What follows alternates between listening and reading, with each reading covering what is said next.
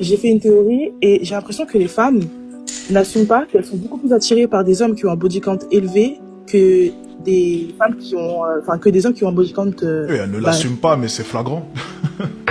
Elle ne l'assume pas, mais c'est flagrant. Les femmes préfèrent un homme qui est désiré par énormément de femmes et surtout un homme qui plaît. Un homme qui a de l'expérience aussi par la même occasion. Peu importe si elles l'assument ou non, c'est une vérité qu'elles ne peuvent réfuter. Enfin, elles peuvent la réfuter, mais bon, au fond de nous, on sait. C'est pour ça que je dis généralement, les femmes ne savent pas réellement ce qu'elles veulent. Hein. N'écoute jamais une femme. La femme ne sait pas réellement ce qu'elle veut. La femme vit dans le déni. La femme essaie de se convaincre qu'elle préfère un homme bien. Non, c'est totalement faux. La plupart des femmes préfèrent les connards parce que le connard est beaucoup plus attirant. Le connard fournit des émotions. C'est des hauts et des bas et c'est ça qui te fait te sentir vivre. C'est d'ailleurs pour ça que la plupart des femmes qui vivent dans une relation très plate veulent chercher de l'action. Donc elles iront soit fouiller dans ton téléphone pour trouver des problèmes ou bien elles iront chercher de l'action autre part parce que tu n'es pas en mesure de pouvoir varier le tempo dans ta relation. Donc bien entendu, les femmes adorent les connards.